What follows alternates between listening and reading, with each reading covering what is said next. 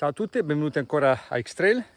Oggi si parla nuovamente di tecnica di corsa con Alessandro Valente, più precisamente dell'uso dei bastoncini che io ritengo molto comodi. Precedente puntata abbiamo parlato delle discese, che lascio qui nella scheda qua sopra, e questa è l'ultima puntata per adesso e può essere che ne faremo altre, però chi lo sa cosa ci riserverà il futuro. Innanzitutto grazie Alessandro per le lezioni, per i consigli che ci stai dando e speriamo di continuare questa collaborazione. Ciao a tutti!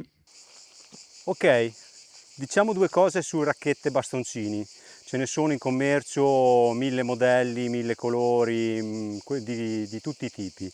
Voi cercate e usate quelli che più fanno al caso vostro, però il consiglio è fatevi consigliare appunto da qualche esperto, da qualche negoziante esperto. In questo caso abbiamo delle bacchette telescopiche e indicate, ma a mio modo di vedere, più per le gare lunghe, perché così le puoi mettere via e tirare fuori al bisogno e non doverle tenere sempre in mano. Le bacchette, l'utilizzo è salita ma anche in discesa. Per quello che mi riguarda, in salita danno una buona mano, soprattutto quando se hai delle salite lunghe con una pendenza importante, ma altrettanto una buona mano la danno in discesa, perché quando cominci a essere stanco sono, a mio modo di vedere, due gambe in più, due ulteriori appoggi, e quindi ci danno sicurezza, almeno a mio modo di vedere. Adesso vi faccio vedere un utilizzo sia in salita che in discesa. Affrontiamo un tratto di salita, approcciamo con una corsa e usiamo i bastoni alternando il braccio alla gamba come facciamo nella nostra normale azione di corsa. Quando decidiamo che la strada, il nostro sentiero, pende troppo, ci mettiamo al passo sempre alternando braccio e gamba, in questo modo qui, per cercare di sprecare meno energie e essere più efficaci possibili. Ok, adesso invece affrontiamo un tratto di discesa. Usiamo i nostri bastoni per avere un appoggio ulteriore, avere e darci più sicurezza nell'azione, soprattutto se, come dicevo prima, cominciamo a essere un po' stanchi. Ok? Quindi usiamo i bastoni come proprio degli appoggi e quando la strada smette di scendere in maniera importante, tac, una mano e ripartiamo e via. Ok, siamo di ritorno dal nostro allenamento barra gara, insomma la vostra uscita. E una cosa che ci tengo a ricordarvi, a dire, è che tutte le volte che usciamo dobbiamo cercare di imparare ad ascoltarci. Ascoltarci vuol dire che sentire molto le sensazioni che stiamo provando prima, durante, dopo quello che stiamo facendo. In funzione di cosa? Di una buona gestione dello sforzo.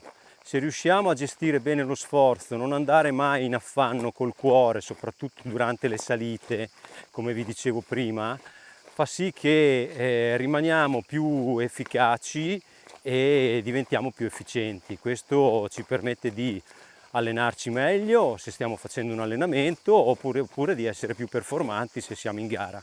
Quindi importante ascoltarsi, soprattutto nel trail running, perché siamo in natura, per cui abbiamo necessità di avere a nostra disposizione qualche cosa in più che ci permetta poi di tornare a casa sani e salvi, passatemi il termine, visto che comunque se magari capita che ci alleniamo da soli potrebbero succedere anche degli inconvenienti a cui non siamo preparati. Attenzione ragazzi, prestate sempre attenzione. Ultimissima cosa che vi dico: quando fate i lavori di qualità e vi allenate per la salita, per la discesa o fate le ripetute, anche se il vostro sport principale è il trail running, i lavori di qualità fateli su strada, perché vengono più efficaci. fuori strada il lavoro di qualità ci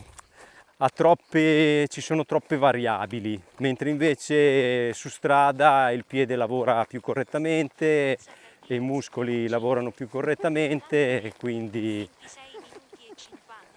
basta, nient'altro. Un saluto a tutti, ciao! Allora, vorrei fare una considerazione sui video che sto postando. Innanzitutto ringrazio Alessandro per la sua disponibilità. Allora, quello che vedete non sono delle vere e proprie lezioni, ma sono dei consigli che vi stiamo dando per iniziare il trail running.